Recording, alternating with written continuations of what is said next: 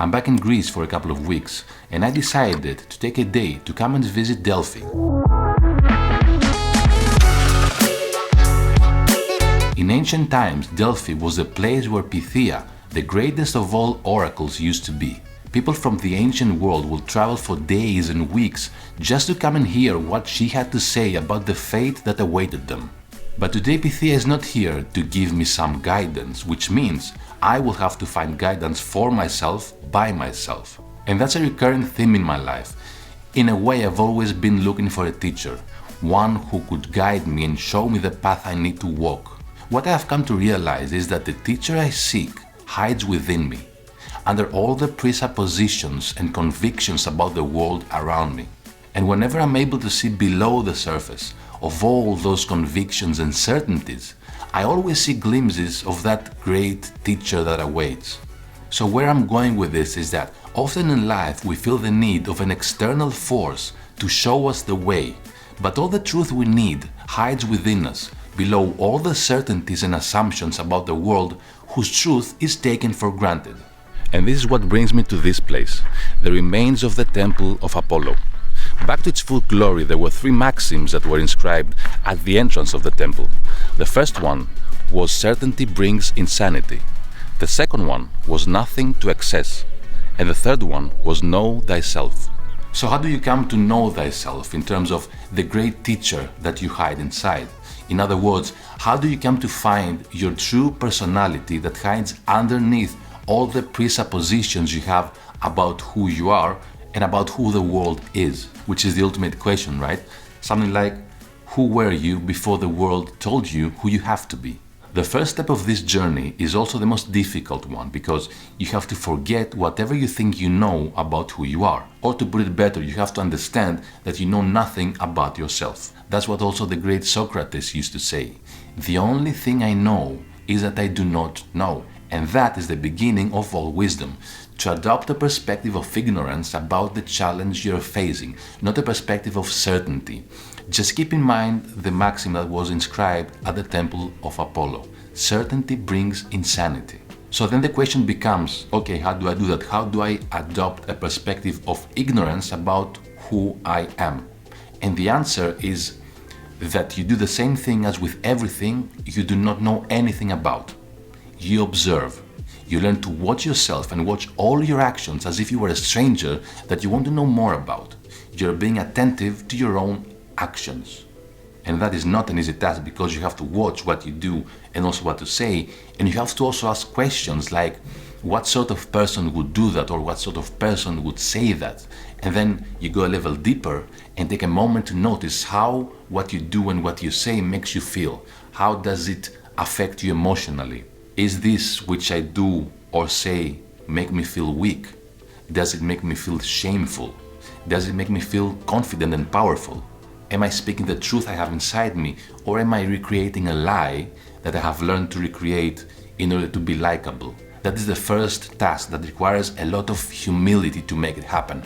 And you will need a lot of strength to be that humble, because recognizing your ignorance, understanding that you do not know who you actually are, will require all the humility you can think of. Because you have to go against your instinct of survival that keeps telling you that you know who you are. It's this instinct of survival that creates all the certainties in our lives. And for a very good reason, because we need stability, we need to know what to expect. So by creating certainties, we have this need fulfilled. So this first step is the most difficult one, exactly as Socrates was saying, because you have to get low enough. You have to get really low to understand how much you do not know what you think you know about yourself. But something that can give you strength along this difficult journey is this, that if I do not know who I really am, how can I possibly know all the potential I have? You see how beautiful this is? If you're ignorant about who you are, then you are equally ignorant about who you could potentially become. And that's something to keep in mind. That's when you find the teacher you hide within. That's when you need no one to guide you or to tell you who you can become, because all the infinite potential hides within. That's the Superman that hides within you. Not in the sense of Clark Kent with his blue suit and the red cape, but the concept of Ubermensch that Nietzsche spoke about. This superior human being who justifies the existence of the entire human race. That's what hides inside of you. That's the person that would emerge from within when you completely master yourself. So that's the reward for the difficult task of determining who you are by paying attention to what you do and what you say, and by avoiding all certainties, like the first maxim at the temple of Apollo. So you see now how clear it becomes that the beginning of the wisdom of the knowledge of ourselves is the acknowledgement of how weak our beliefs make us and how insufficient our knowledge is. And now we move to the second maxim, nothing to excess. And I want us to look at it from a characterological perspective, from a characterological development perspective. You see, the society in which we live teaches us from a young age to behave in a certain way. It's as if we wear a mask which on one hand is designed to make a certain impression upon others, but on the other hand, it conceals our true nature. And this is exactly what Carl Jung called the persona, coming from the Latin word which means mask. So persona in psychology is that personality that we choose to project to others, which is differentiated from our authentic self. So this archetype of the persona enables us to connect to others and relate with others by reflecting the role we're playing in life and which we have learned through an error-ridden process. It's what allows us to adapt to society. But remember the second maxim, nothing to excess, yet in the society that we live, we do it in excess. Under the constant tyranny of a society full of thumbs up and likes, which creates so much pressure and creates an excessive commitment to the lowest common denominator of collective ideas, we are forced to project our personas in great excess. And when we do that, when we identify so much with the personas we have created, our ego pushes down to the unconscious parts of ourself that we categorize as unworthy. And then what happens is that those parts, who are pieces of the puzzle of who you really are left without a voice. We minute them every time they want to come out because we fear that they will mess with the persona that we have so carefully crafted. And guess what happens then? Those parts are being pushed down. We try to reduce their strength. We try to silence their activity. In other words, we depress them. We depress those parts of ourselves that we have judged as unworthy. And these are the parts that will eventually cause depression because we are depressing them. But that's a story for another video. For now, let's just remember, nothing to excess. So the second step towards finding your real potential is to try and ask some really difficult questions that will help you integrate those parts which you are depressing, those parts which you are pushing down in excess. And these are some difficult questions like, what are my aggressive fantasies? How far am I willing to go if I let my aggression out?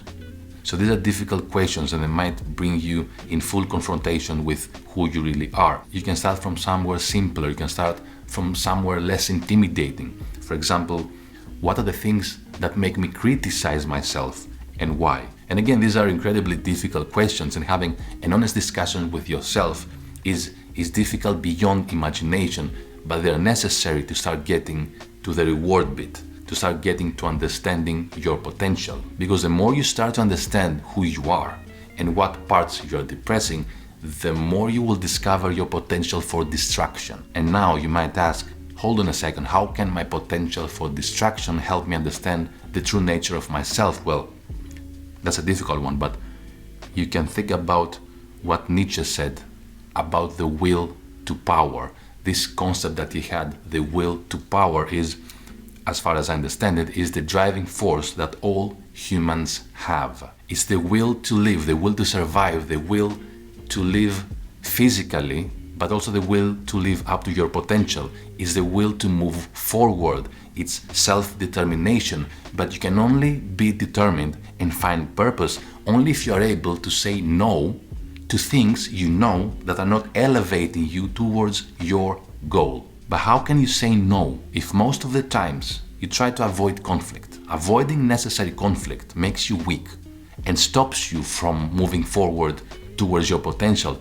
And that's why realizing your potential to distraction is necessary for your path to your true self. Because it allows you to incorporate, to integrate these dangerous and terrifying traits into a more sophisticated personality. A personality which is not scared to say no when necessary in order to pursue what's meaningful. So, nothing to excess, my friend.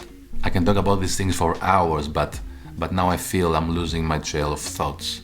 I think what I've said so far makes some sense, so I'll make a pause here and I'll go to enjoy the walk around Delphi. So I will leave you to think those 3 maxims that were inscribed on the temple of Apollo. Certainty brings insanity, so drop all your beliefs in order to know thyself, to know the nature of your true self, and remember, as you go about your journey, nothing to excess.